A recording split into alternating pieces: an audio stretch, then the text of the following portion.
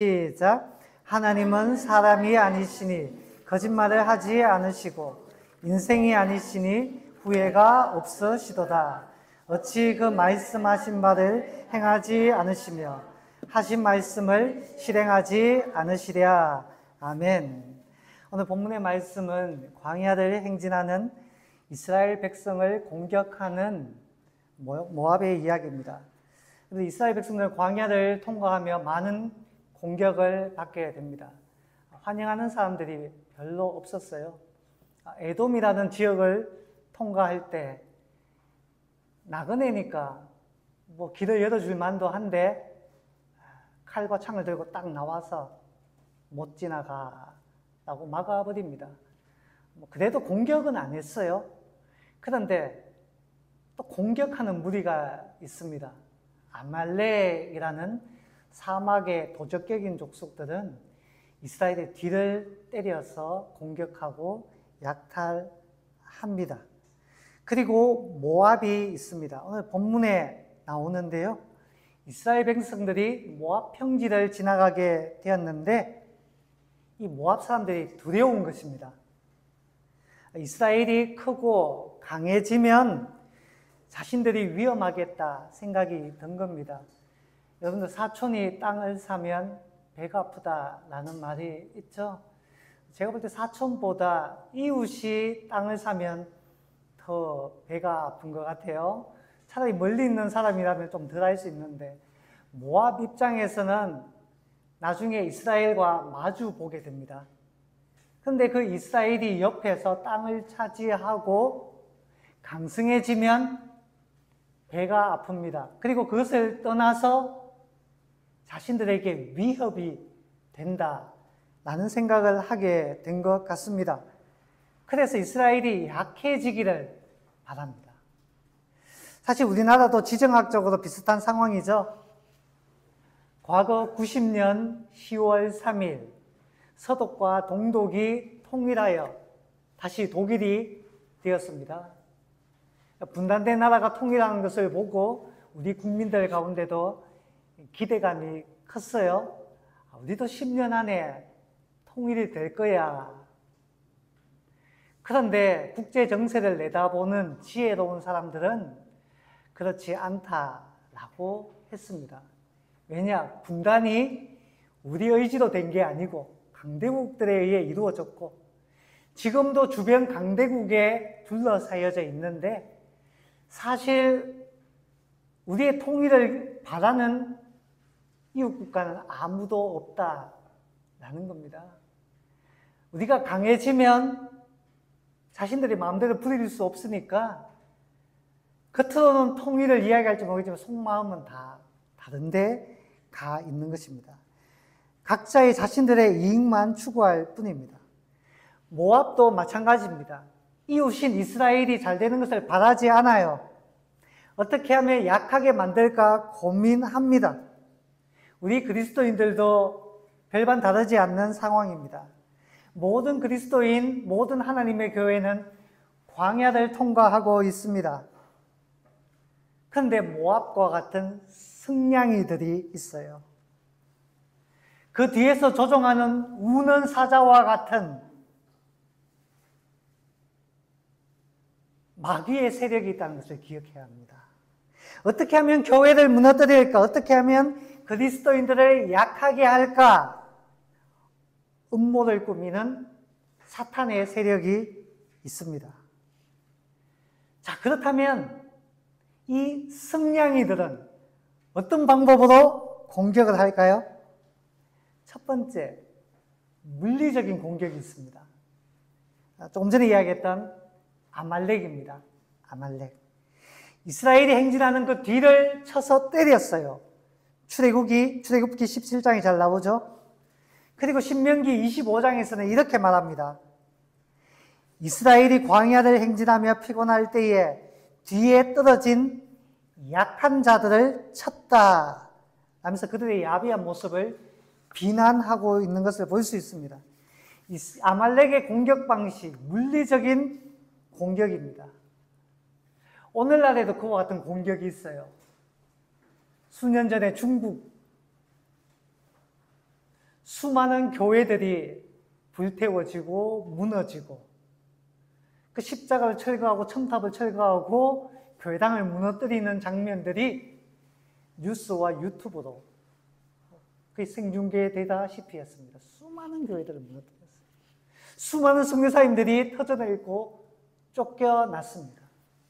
지금도 이슬람이 팽배한 국가에서는 교회가 물리적인 공격을 받습니다.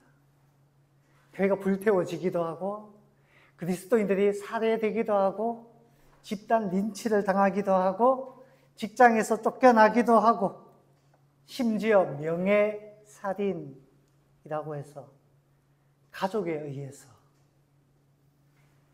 그와 같은 일이 자행되기도 합니다. 과거 기독교도 십자군 전쟁이라는 미명 아래 이웃을 공격했다는 것을 생각하면 미안합니다. 자업자득이라는 생각도 없잖아 해보게 됩니다. 그렇다면 우리나라는 어떨까요? 이와 같은 물리적인 공격이 있습니까? 과거에는 많았죠. 오늘날에는 크게 많지 않습니다. 아주 드뭅니다. 우리가 주의해야 할 것은 두 번째입니다. 두 번째 공격 방식. 뭐죠? 저주입니다. 저주. 오늘 본문에 잘 나옵니다. 모압의 왕 발락이라고 있는데 소문을 들었어요. 뭐라고? 아말렉이 이스라엘에게 졌다고? 이스라엘은 그냥 노예 출신의 오합지졸로 보였는데 그 광야에서 잔뼈가 굵은 그 싸움꾼 아말렉에게 졌다고? 이스라엘이 이긴 이유는 그들에게 있는 능력이 아니라 그 뒤에 있는 하나님의 능력일 거야 라고 발락은 생각했습니다. 그냥 힘으로 하면 자기들도 이길 수 있죠. 근데 하나님이 계시다 생각하니까 하나님의 이름으로 저주하면 하나님께서 이스라엘을 싫어하시고 이스라엘 편을 들어주지 않을 것이다 라고 생각했습니다. 여러분, 과거에는 저주가 큰 힘을 발휘한다 라고 생각했어요. 그래서 우리나라에도 드라마 보면 그 인형에다가 꽂잖아요. 제가 인형을 저기 사무실 제 자리 딱 옆에다 뒀습니다. 제가 딱 뒀는데 참고로 저는 그런 거 안 믿습니다. 안 믿는데요. 안 믿는데 그런 힘을 가진다라고 여겼어요. 오늘날의 저주는 뭘까요? 오늘날의 저주. 저는 저주란 말에서 온다라고 생각합니다. 교회를 폄하하고 신앙을 욕하고 목사나 기독교인들을 타락한 거짓말쟁이도 치부합니다. 이런 말들이 얼마나 넘쳐나는지 몰라요. 얼마나 넘쳐나는지 모릅니다. 간혹 우리 자신을 깨우치는 죽비와 같이 여길 수 있습니다만은 여러분 그런 말들을 너무 많이 듣거나 너무 많이 보지는 마시기 바랍니다. 간혹 뉴스나 커뮤니티에 그런 교회를 욕하는 것들이 올라오면 저는 대충 자세하게 보지 않으려고 합니다. 왜냐하면 때로 내 마음이 상하거든요. 그런 이야기를 많이 들어서 좋을 게 없습니다. 어쩌면 우리를 무너뜨리려는 사탄의 관계일 수도 있는 것입니다. 자, 이 이야기를 조금 더 할 텐데요. 발락은 말로 저주하려고 당대의 유명한 무당을 부릅니다. 누굽니까? 발람이죠. 발음이 비슷하니까 헷갈리지 마시기 바랍니다. 모압의 왕은 발락이고 무당은 발람입니다. 이 발람의 행동에서 배울 점이 있어요. 반면교사로서. 자, 이 발람이 어떤 인물인지 조금 살펴보았으면 좋겠는데요. 성경을 보니까 그가 여호와 하나님께 기도하고 있고 또 하나님께서 그에게 말씀을 주시는 것으로 보아 이 발람도 하나님을 믿는 사람 중에 한 명이라는 것을 우리가 확인할 수가 있습니다. 그런데 이 발람이 하나님을 믿는 이유는 무엇입니까?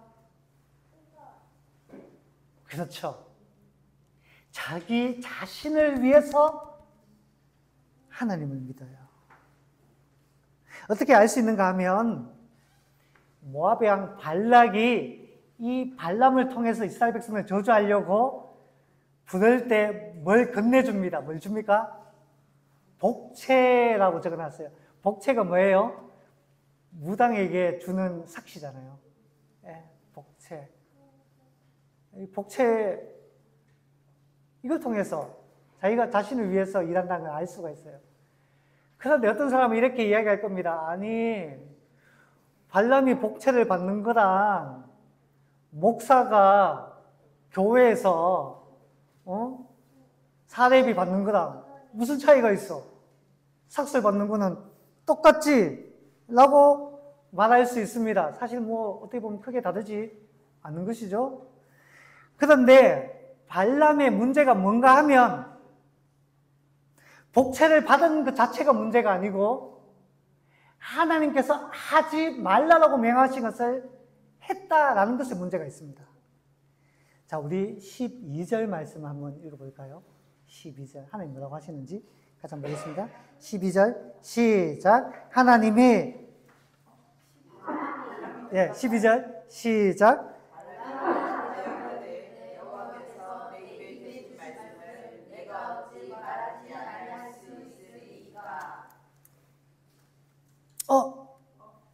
미안합니다. 미안합니다.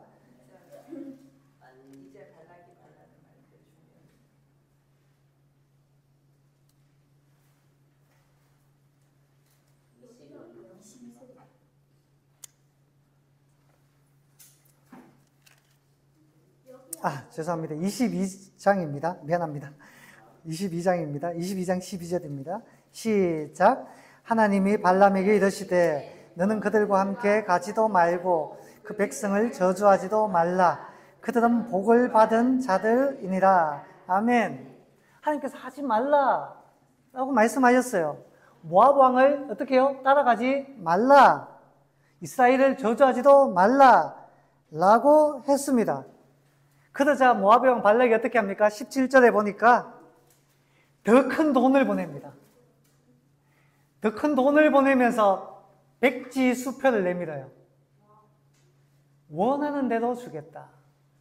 그리고 네가 원하는 것은 내가 무엇이든지 다 들어줄게 라고 해야 합니다. 이런 말이에요. 발람씨 전해준 돈이 부족합니까? 더 드릴게요. 뿐만 아니라 원하는 모든 것 다 들어줄게요. 저와 여러분이라면 어떻게 하시겠습니까? 안 합니까? 대통령이나 혹은 왕이 비서실장을 딱 보내가지고 다 해주겠대. 다 해주겠대.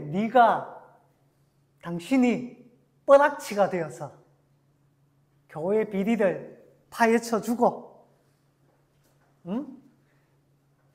교회를 이간질하고 그렇게 하면 나중에 내가 다 해줄게요. 그리고 당신을 총회장으로 만들어줄게요. 총회 만들어줄게요. 지금 출동할게요. 한기총 회장으로 만들어줄게요. 따라갈까요? 따라갈까요? 이 발람은 여기 보면 하나님을 섬기는 자라는 것을 확인할 수 있습니다. 하나님을 버리면 어떻게 되나요? 벌 받잖아요. 하나님 버리면 벌 받잖아요. 여러분, 목사에게 다 해줄 테니 예수를 부인하고 교회를 저주하라 라고 하면 그 말을 들을 목사가 몇 명이나 될까요?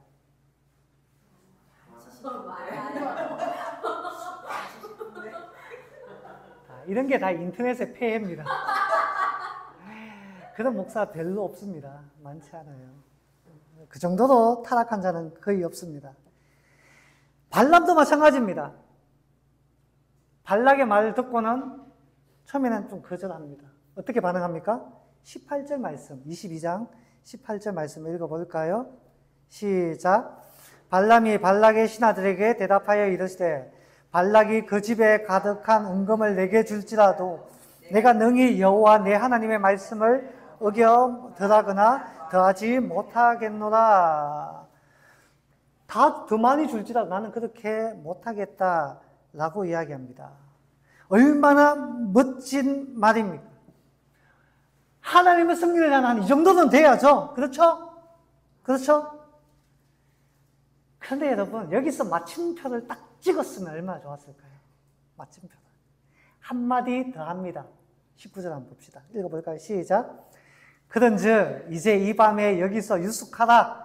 여호와께서 내게 무슨 말씀을 더하실런지 알아보리라. 타협하잖아요. 이미 그 앞에 12절에 따라가지 마. 저주도 하지 마라 하나님께 분명하게 말씀하였습니다. 그런데 본인이 안 따라갈게 라고 말하면서도 어떻게 해요? 한 번 더 기도해 볼게. 타협합니다. 타협해요.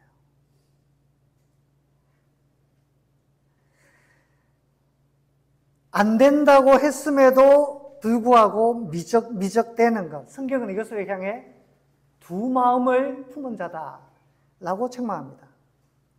발람의 기대에 하나님께서 응답하실까요?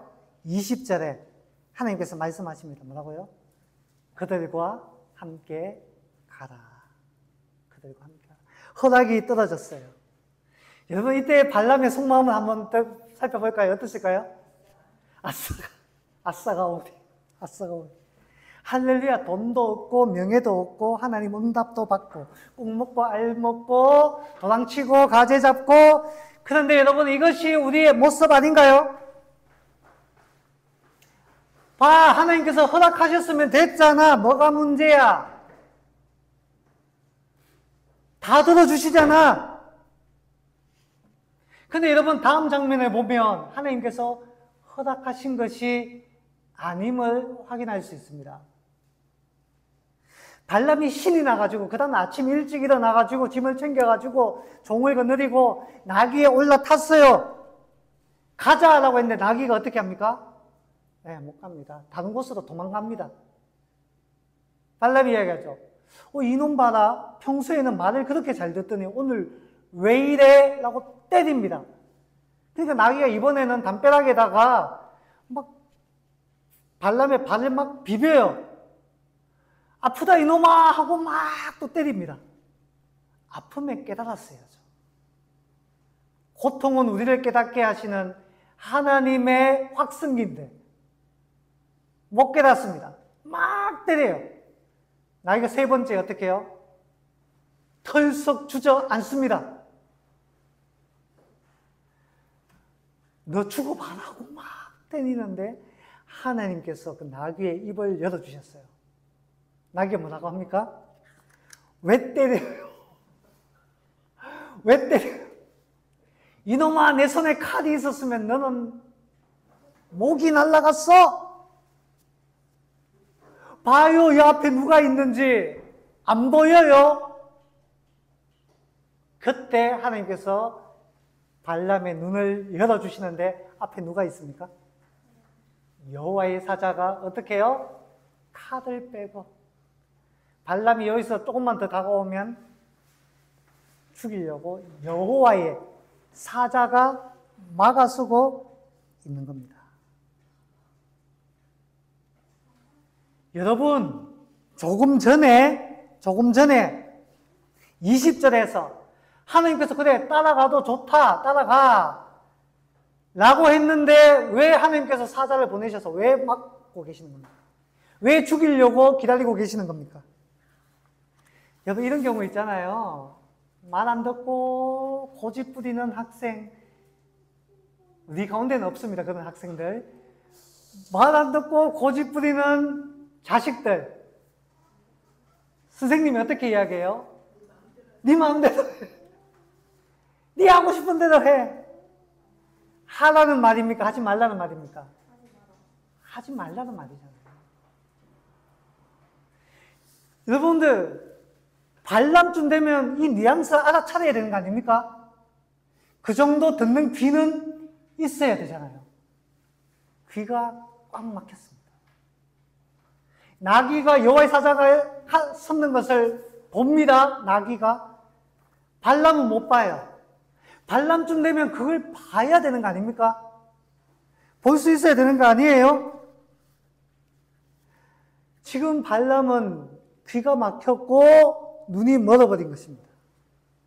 이 발람에 대해 신약 성경은 불의의 삭설 사랑하는 자, 또 계시록 2장 14절에서는 거짓 교사라고 신랄하게 책망합니다. 여러분, 욕심이 앞서면 들리지도 보이지도 않습니다. 영화 타짜에 아주 유명한 장면이 있죠. 타짜. 도박하는 사람들의 습성을 이렇게 묘사했습니다. 대학 교수가 도박에 빠져가지고 돈을 잔뜩 들고 왔는데 심지어 딸 병원비까지 들고 왔습니다. 몽땅 다 날려서 빈털털려야 돼요. 병원비까지 날렸다는 이야기를 주인공이 듣고는 불쌍하다 싶어가지고 돈을 좀 두둑이 챙겨줍니다. 선생님, 다시는 의심하지 마세요. 한 번 더 내 눈에 띄면 그때 죽습니다. 돈을 챙겨주면서 보내요. 그런데 그 돈을 받고 어떻게 합니까? 또 들어옵니다. 또 기어 들어와요. 화가 나가지고 그 사람을 붙잡으려고 하니까 정마담이, 이대 나온 정마담이 말리죠. 아, 왜 그래? 잘 알면서. 저 사람 지금 하나님도 못 말려. 정확하게. 하나님도 못 말려. 라고 이야기를 합니다.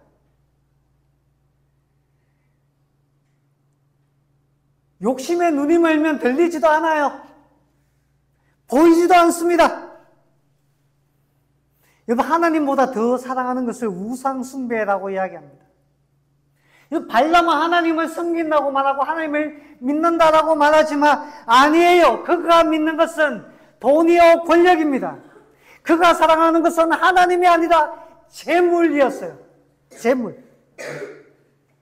그는 하나님을 섬기는 자가 아니라 하나님을 이용하는 자입니다. 저는 이것이 우리의 현주소가 아닌가 두려웠습니다. 오늘날 우리 사회가 근거 없는 모략도 많지만 교회가 욕심이 많다라고 이야기합니다. 어느 교회인지 이야기하지 않겠어요. 땅값 더 받아내려고 그렇게 그 아파트 그 입주민들한테 목사가 돈을 밝힌다고 합니다. 가난한 자, 약한 자의 친구가 아니라 기득권을 대변하는 타락한 존재로 치부합니다. 아니다라고 말할 수 있습니까? 제 자신을 생각해 봤습니다. 나는 이러한 비판에서 자유로울까? 내게 발람의 모습은 없을까? 고개 끄덕이지 마시기 바랍니다. 한 가지 의아한 것은 하나님께서 일하시는 방식입니다. 하나님께서 이 발람을 내치셨을까요? 그에게 기회를 줍니다. 기회를. 제 같으면 그냥 끝내버릴 텐데 기회를 줍니다. 내가 전하는 말만 하고 이스라엘을 저주하지 말고 축복하라 라고 하십니다. 참 아이러니합니다. 하나님은 왜 이와 같은 사악한 자를 사용하시는 것일까요? 그런데 여러분, 이와 같은 것이 하나님의 방법입니다. 하나님은 악인을 통해서도 당신의 의를 나타내십니다. 그런데 한 번 더 생각해 봤어요. 꼭 크게 쓰임 받는다라고 해서 하나님의 마음에 합한 것은 아니다 라는 생각을 하게 됐습니다. 대단한 일을 한다고 해서 하나님을 기쁘시게 하는 종이라는 보장이 없다, 이 발람을 통해서 깨닫게 되었습니다. 어찌 보면 작고 보잘것없어 보이고 하나님께서 지금 일하시는 건 맞아 라는 의구심이 드는 사람이 어쩌면 하나님께서 가장 소중히 여기는 자일 수 있다 라는 생각을 발람을 통해서 역설적으로 생각해 보게 되었습니다. 사랑하는 여러분, 하나님의 나라는 이름도 빛도 없는 수많은 무명의 성도들로 이루어져 있기 때문입니다. 자, 이제 발람의 이야기 조금 더 해봅시다. 교훈을 받아 하나님께서 하시는 말씀만 전합니다. 자, 발락이 저주해 달라고 하는데 발람이 하나님 말 안 들으면 큰일 나니까 하나님 말대로 어떻게 말합니까? 축복하죠. 3번 저주해 달라고 했는데 3번 축복합니다. 여러분, 3번이라는 표현을 통해서 확인할 수 있는 것은 하나님께서 이스라엘에게 복을 주시겠다는 하나님의 그 약속이 너무너무 확실하다는 것을 확인할 수가 있습니다. 오늘 우리가 읽었던 19절 말씀을 23장입니다. 19절 말씀을 다시 한번 읽어볼까요? 시작. 하나님은 사람이 아니시니 거짓말을 하지 않으시고 인생이 아니시니 후회가 없으시도다. 어찌 그 말씀하신 바를 행하지 않으시며 하신 말씀을 실행하지 않으시랴. 아멘. 자, 발람이 이스라엘을 저주하려고 했던 이 사건을 통해 하나님은 당신께서 이스라엘을 통해서 하고자 하신 일을 너무나 선명하고 명백하게 드러내십니다. 사람과 비교해서 말하죠. 사람은 거짓말하기도 하고 후회하기도 하고 변덕을 부리기도 하는데 하나님은 다르시다. 하나님은 거짓말하지도 않고 후회하지도 않고 그 하신 말씀, 언약을 반드시 실행하신다 라고 이 발람의 입을 통해서 명명백백하게 드러내시는 것입니다. 명명백백하게.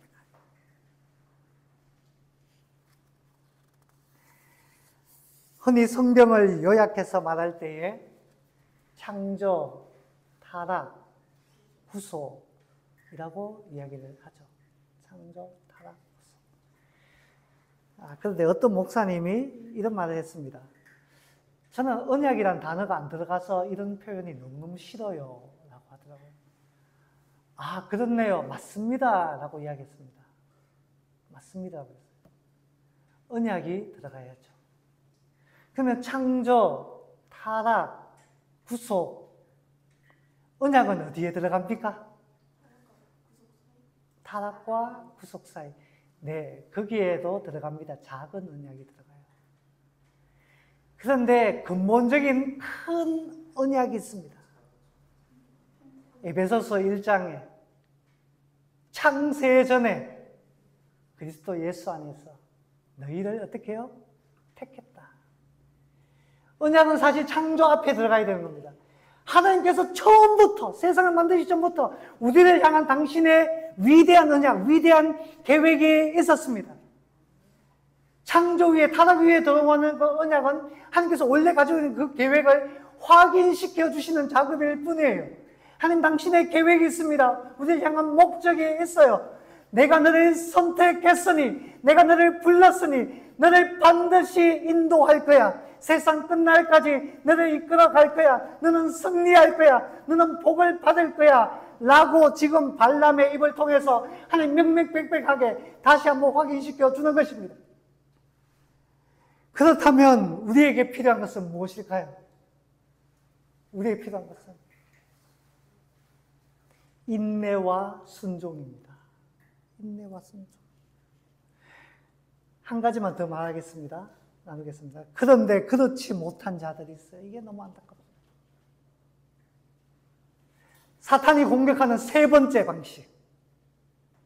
첫 번째도 물리적인 공격, 2번째 저주, 안 통하니까 3번째 방법을 사용합니다.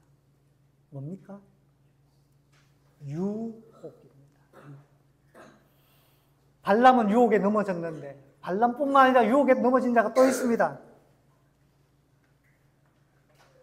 민수기 25장에 나옵니다.